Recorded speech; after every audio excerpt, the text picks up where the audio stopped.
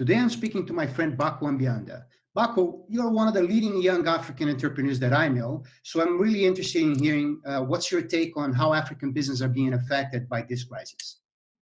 Thank you, Fabuel, for the interview.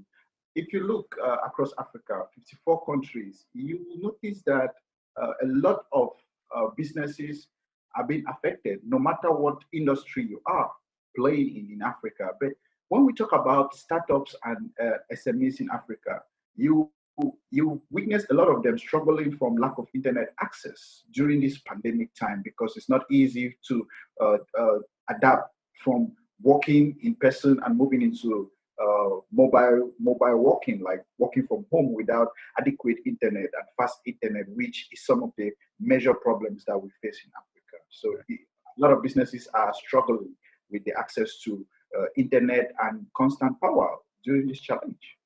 Right. I see.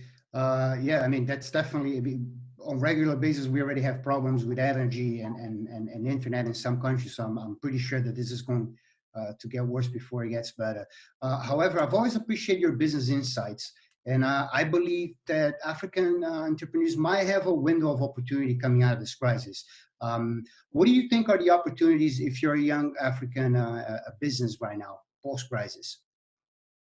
I think you are going to see a lot of startups working on healthcare solutions because, as they always say, a lot of the challenges and problems that we face lies opportunities. So just being, witnessing what a lot of people are going through during this pandemic, you see a lot of solutions catering for those problems that we have faced during this pandemic. To name a few, you are going to see a lot of governments investing in healthcare infrastructure. You are going to see startups working on mobile healthcare solutions because those are some of the key things that we have been facing during this period of time. Like the infrastructure for healthcare in Africa is low. So you are going to see a lot of startups in the healthcare sector.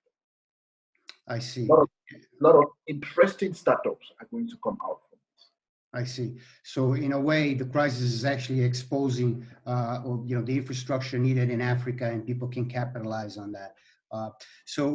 That's actually very interesting. And how do you see the relief from the relief programs being implemented by different governments helping the businesses right now?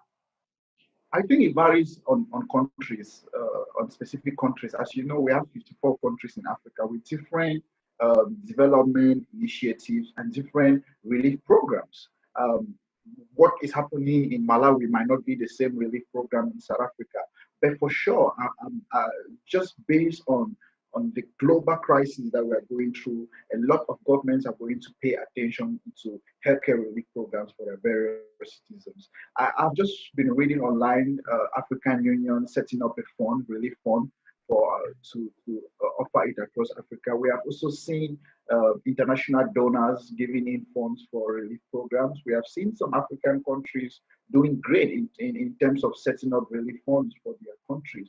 I'm sure we can do more because a lot of countries are suffering in Africa without the programs to offer to their citizens during this period of time, specifically entrepreneurs. For example, in Canada, in US, in the United Kingdom, there are relief funds for businesses during this program where you can gain loan from up to $500,000. But believe me, in some African countries, that's going to be challenging for some of those businesses to get back into motion after this challenge.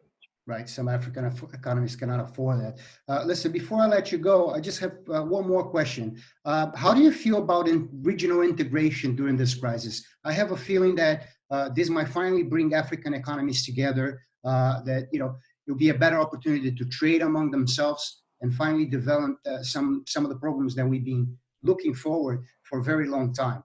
How do you see integration going forward? I think just one thing that we're seeing during this challenge is the togetherness. Like you see across Africa, countries trying to work together to find solutions for their people.